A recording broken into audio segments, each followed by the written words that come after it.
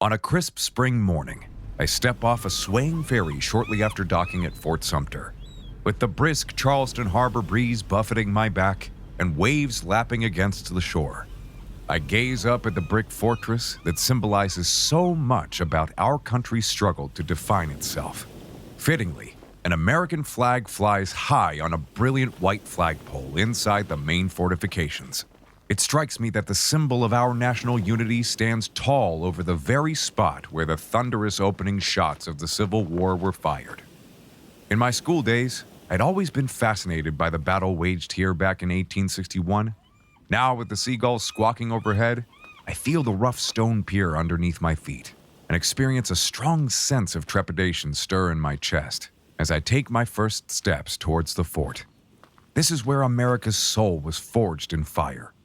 Even today, the cold, salt-scented air still feels heavy, filled with the memories of all that happened here over 150 years ago.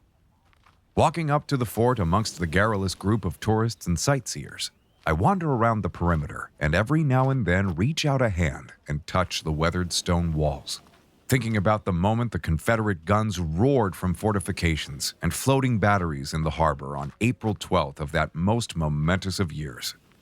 The country was on the brink of a crisis threatening to rip it in half, with secession looking increasingly likely and decades of compromises concerning the expansion of slavery in the United States unraveling.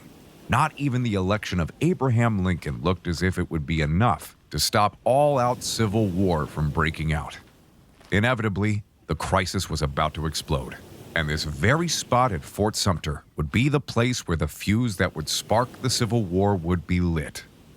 With superior forces and weaponry, the Confederate armies pounded the helplessly surrounded and woefully undersupplied Union defenders inside Fort Sumter for nearly 36 hours straight.